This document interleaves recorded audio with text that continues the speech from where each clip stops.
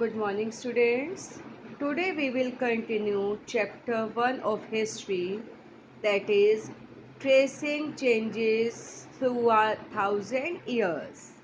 As we have covered four topics of this chapter in part 1, that are geographical influence on history, second is maps and medieval India, third is new and old terminologies, and fourth is historians and their sources. Now we will continue with new social and political groups. Its first heading is mobility.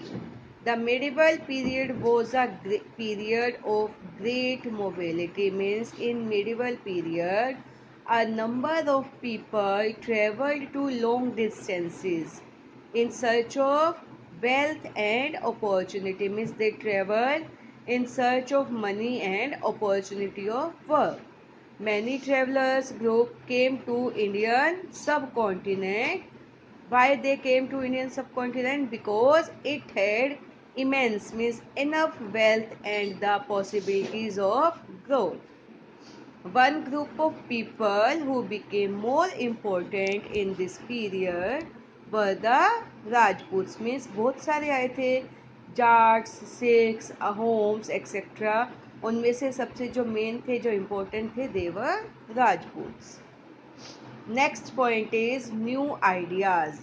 As travelers came to India, they brought new ideas, new technologies, new crops, and other innovative ideas with them. These new ideas resulted in great economic, political, social, and cultural changes. Means as traveler came to India, they brought with them many ideas, and ideas when Indian followed that ideas, then they saw changes in economical life, political life, social, and cultural life. Third point is improvement in technology. As they brought technologies with them, then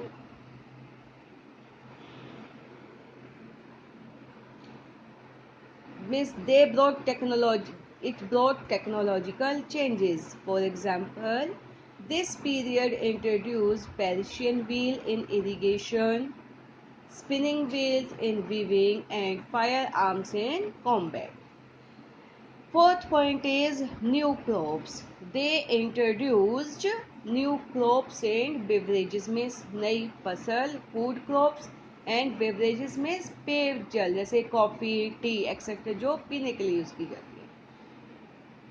Potatoes, corns, chilies, tea, and coffee were the examples that were introduced by the travelers. Fifth point is new peasants group. In order to clear the forest, क्योंकि forest clear करने के लिए, agriculture के लिए forest clear किए जा रहे थे. देन फॉरेस्ट ड्वेलर्स, जो फॉरेस्ट ड्वेलर्स मीन्स फॉरेस्ट में रहने वाले, जिनको हम आदिवासी भी बोलते हैं, were sometimes pushed out of their land with the spread of agricultural settlements. Means forest को क्लियर किया जा रहा था एग्रीकल्चरल यूज़ के लिए, तो इसीलिए जो फॉरेस्ट ड्वेलर्स थे, फॉरेस्ट में रहने वाले लोग थे, उनको उनकी ज़मीनों से, उनकी जगहों से बाहर भेजा जा रहा था. So changes in their habitats forced them to migrate. अब जब जंगल ही नहीं होंगे, क्लियर कर दी जाएंगे फॉरेस्ट को, तो दे वर फोर्स्ड, किस लिए फोर्स किए गए? कि वो वहाँ से माइग्रेट कर जाए, वहाँ से शिफ्ट हो जाए. सम ऑफ देम बिकेम पीजेंट्स. उनमें से कुछ तो पीजेंट, किसान बन गए. These new peasants group gradually began to influenced by regional market, chieftains, priests, monasteries and temples. में जो वहीं रह गए और peasants बन गए, वो डिफरेंट आइडियाज से, प्रीस्ट से, मोनेस्ट्री से और टेम्पल से क्या होते गए? इन्फ्लुएंस होते गए. पहले तो जबकि उनका अपना डिफरेंट कल्चर था, वो अपने तक ही रहते थे, बट उसके बाद उनका जो स्कोप था, जो सर्कल था, वो बड़ा होता है. The above conditions created significant economic and social differences amongst people, peasants. तो जो conditions यानी कि कुछ माइग्रेट हो गए, कुछ वहीं रह गए और दूसरे लोगों के टच में आए, तो उनकी लाइफ में भी चेंजेस आए. Some possessed more productive land while others were given menial tasks and thus relegated to poverty। यानी कि कुछ को तो ज़्यादा लैंड एरिया दे दिया गया जिससे वो वहाँ पे खेती कर सके, एग्रीकल्चर कर सके, और कुछ के लिए सिर्फ मजदूरी वाला टास्क था, मैनुअल वर्क ही रह गया था, और जिससे क्या हुआ, वो गरीब और गरीब होते गए, यानी कि पॉवर्टी के जाल में फंसते गए। There was a sizable number who worked as agricultural labor, यानी कि बहुत सारे लार्ज नंबर ऑफ जो पीपल थे, जो फॉरेस्ट ड्वेलर्स थे, वो सिर्फ क्या बन के रह गए थे, एक तरह से एग्रीकल्चर लेबरर्स, सिर्फ खेतों में, दूसरों के खेतों में काम करने वाले मजदूर। Some peasants also did artisanal work along with agricultural activity during the lean season, में जो जब कोई सीज़न में क्रॉप नहीं होती उस टाइम में, या जब उनका कोई एक्टिविटी का वर्क नहीं होता, तो उनमें से कुछ पीजेंट्स ऐसे भी थे जो आर्टिस्ट वर्क करते थे, यानी कि पोट्री करते थे या हैंड वर्क कुछ भी करते थे। तो इससे क्या हुआ कि जो new social and political group में जो चेंजेस आए वो इस टॉपिक में कवर हो गए आपके। नेक्स्ट पॉइंट 6 पॉइंट आता है आपका जातीज। जाति मीन्स सब कास्ट, जैसे हिंदू है, हिंदुओं में भी डिफरेंट डिफरेंट जाति है, मुस्लिम है उसमें भी 2 टाइप्स की होती है, सिया एंड सुन्नी। ऐसे ही क्या हुआ, तब क्या इंट्रोड्यूस की गई, जाति।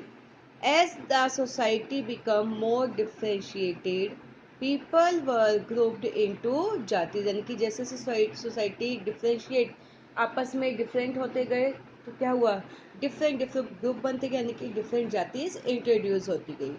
These जातीज were ranked on the basis of their backgrounds and their occupations, में occupation के बेसिस पे, यानी कि जो वो काम कर रहे थे उसके बेसिस पे, उनके बैकग्राउंड के बेसिस पे जातीज को डिवाइड कर दिए गए, उनको रैंक दे दिए गए।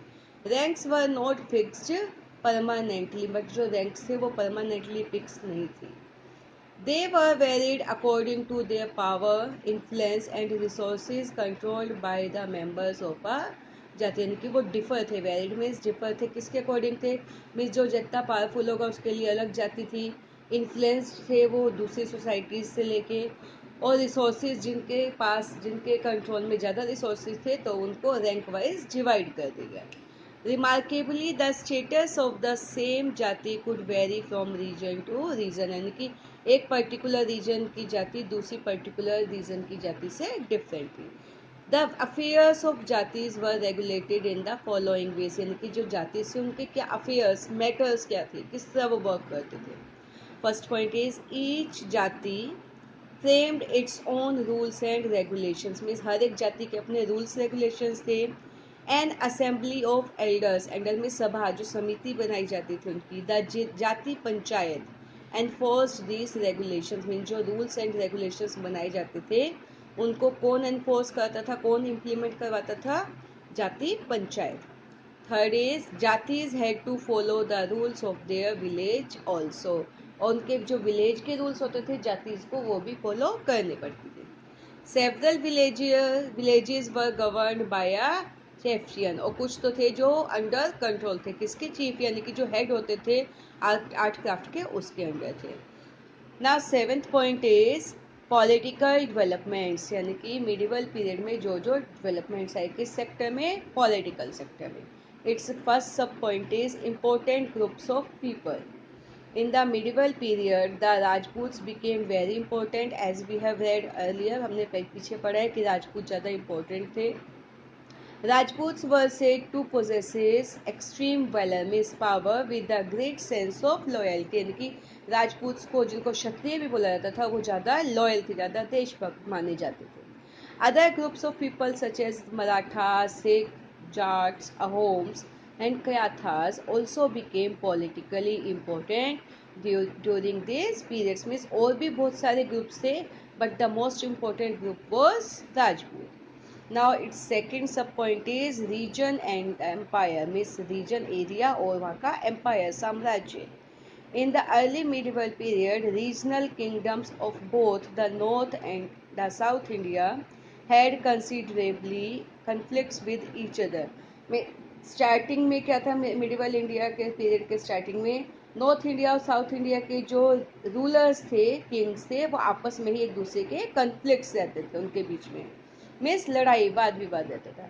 This led to the frequent rise and falls of kingdom. तो उससे क्या हुआ, कभी कभी कोई किंगडम ज़्यादा पावरफुल हो जाता था और कभी उसका बिल्कुल फॉल हो जाता था, डिक्लाइन हो जाता था। The later medieval period saw the rise of powerful Muslim dynasties such as Khaljis, the Tughlaqs and the Mughals. But कहते later medieval period में क्योंकि मुस्लिम एम्पायर भी आ गए थे, डायनेस्टीज वंशज आ गए थे, कौन कौन थे उनमें, खलजीज, तुगलक्स एंड मुगल्स। तो और भी ज़्यादा चेंजेस देखने को मिले किस सेक्टर में, पॉलिटिकल सेक्टर में। According to a Sanskrit Prashasti, the ruler of Delhi Sultan Gyasuddin Balban, जो कब से कब तक था इसका time period, 1266 to 86, stretched from Bengal in the east and Ghazni in Afghanistan in the west, यानी कि जिसने बंगाल से लेके अफगानिस्तान तक पूरा दिल्ली सल्तनत को स्प्रेड कर रखा था। ओकेजनली डायनेस्टीज, और कुछ डायनेस्टीज और कौन सी थी, जैसे Cholas, Khaljis, Tughlaqs and Mughals were able to build an empire that was pan regional, यानी कि पैन रीजनल मीन्स जो एक दूसरे से फ्रेंड्स टाइप ही हम कह सकते हैं, फ्रेंड के रूप में वर्क कर रहे थे। In the 18th century with the decline of the Mughal empire, but जब मुगल एम्पायर का एंड हुआ, many regional states reemerge, तो जो और छोटे छोटे रीजनल स्टेट्स थे जो एम्पायर से, वो दोबारा से मर्ज होने लग गए, यानी कि एक दूसरे के कॉन्टेक्ट्स में आने लग गए। क्योंकि उससे पहले क्या था, 18th सेंचुरी तक सिर्फ मुगल्स का ही राज था, तो जो छोटे छोटे और किंगडम्स थे वो डिवाइड हो गए थे। But after the decline of Mughal empire they reemerge. Next आता है आपका topic, old and new religion, नए और पुराने धर्म। Some of the major religious developments during the medieval period are as follow, means उस टाइम में कौन कौन से जो रिलीजन थे वो इंट्रोड्यूस किए गए, उनमें क्या क्या चेंजेस आए, क्या क्या डेवलपमेंट्स हुए। First is Hinduism. हिंदुइज्म में new deities came to be worship, यानी कि नए नए भगवानों को इंट्रोड्यूस किया जाएगा, यानी कि देवी देवताओं को पूजा जाने लगा। Some tribal and forest groups were absorbed into the Hindu society, means जो ट्राइबल ग्रुप्स थे, आदिवासी थे, फॉरेस्ट ग्रुप्स थे, जो जनजाति थी, वो किस में इमर्ज होने लग गई, वो हिंदू सोसाइटी को ही फॉलो करने लग गए।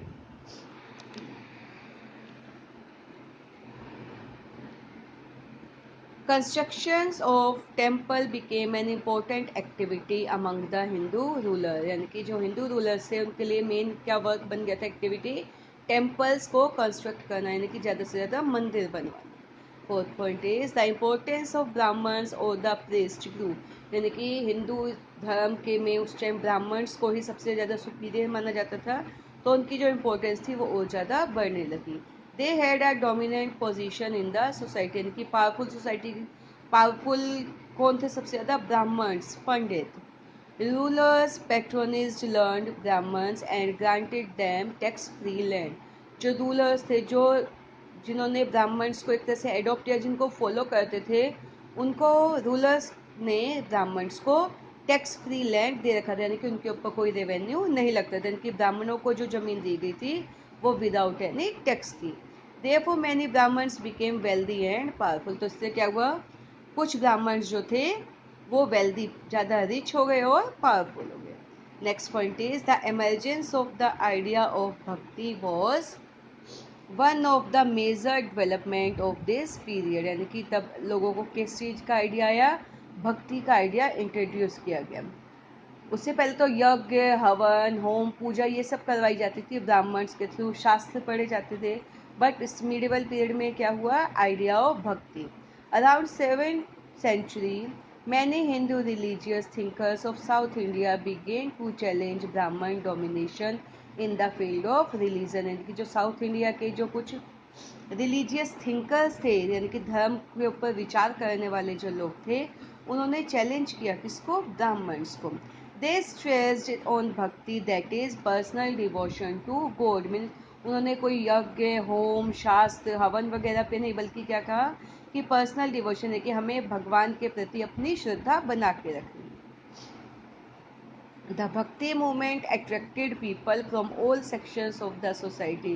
यानी कि एक तरह से क्या हुआ, भक्ति आंदोलन हुआ, जिसको सभी लोगों ने यानी कि ऑल सेक्शंस ऑफ सोसाइटी यानी कि कोई भी धर्म के लोग थे वो सब उसको फॉलो करने लगे, चाहे कोई भी जाति के लोग। But in north India it begin only around the 13th century. मगर इंडिया में सिर्फ ये कब स्टार्ट हुआ, 13th सेंचुरी के आसपास। Second religion is Islam. During this period a new religion that is Islam appeared in the subcontinent. उस time क्या हुआ, इस्लाम को इंट्रोड्यूस किया जाने लगा। इस्लाम believes in one god that is Allah, यानी कि इस्लाम धर्म जो होता है वो किस में बिलीव करता है, अल्लाह में, अल्लाह में और उनकी टीचिंग में, जो किसके थ्रू यानी कि वो किसको मानते हैं सबसे ऊपर, मोहम्मद को। The teachings of prophet Muhammad are written down in the holy book called Quran, यानी कि जो मुस्लिम धर्म है उनकी होली बुक क्या है, कुरान, जिसमें उन्होंने प्रॉफिट मोहम्मद की जो है टीचिंग्स लिखी हुई है। मैनी रूलर्स व पेट्रॉन्स ऑफ इस्लाम, यानी कि बहुत सारे जो रूलर्स थे वो इस्लाम को फॉलो करने लग गए। After Muhammad death a khalifa succeeded, उनके बाद कौन हुआ इस्लाम धर्म में सबसे पावरफुल रिलीजियसली और पॉलिटिकल हेड कौन था मुस्लिम कम्युनिटी के, खलीफा। Later the Muslim community split into two major sects that is Shia and Sunni, और मुस्लिम कम्युनिटी उसके बाद किस में डिवाइड हो गई, टू पार्ट्स में, that is Shia and Sunni. The Shia Muslim believed that prophet Muhammad son in law Ali was the legitimate leader of the Muslim community, यानी कि वो किसको मानने लगे थे, मोहम्मद के दामाद को, अली को सबसे ज़्यादा पावरफुल मानने लगे थे अपनी कम्युनिटी में। And the Sunni Muslim accepted the authority of Khalifa of the community, जबकि सुन्नी मुस्लिम्स जो सुन्नी सोसाइटी थी वो खलीफा को पावरफुल मानते थे। नेक्स्ट आता है आपका thinking about time and historical period. As in the 19th century we have learn that British historians like James Mill ने लिखा था, अभी आपने पीछे पढ़ा है, हिस्ट्री ऑफ ब्रिटिश इंडिया में किस में डिवाइड किया इंडिया को, थ्री पार्ट्स में इंडियन हिस्ट्री को, that is Hindu, Muslim and British. But that division was full of drawbacks, क्योंकि उन्होंने सिर्फ रिलीजियस बेस पे उसको डिवाइड किया। उसकी क्लियर पिक्चर लेने के लिए हिस्टोरियंस ने कितने पार्ट्स में डिवाइड किया हिस्ट्री को, इंडियन हिस्ट्री को, into three periods that are ancient period, medieval period and modern period. तो हमने क्या सीखा कि मेडिवल का मीनिंग क्या हो गया, comes from a Latin word that means middle age, यानी कि वो पीरियड जो एनिशिएंट प्राचीन और आधुनिक के बीच में आता है, that is middle age. The medieval period in India stretches, कब से कब तक माना जाता है, 8 to 18 सेंचुरी तक। The medieval period is further divided into two parts, यानी कि मेडिवल को भी टू पार्ट्स में डिवाइड किया। Early medieval period 8 to 12th century and later medieval period 13 to 18th century. Thus, we have learnt that medieval has been remarked by the drastic political, social and economic changes। में हमने पढ़ा कि medieval period में political भी change आए, social change आए and economic changes है।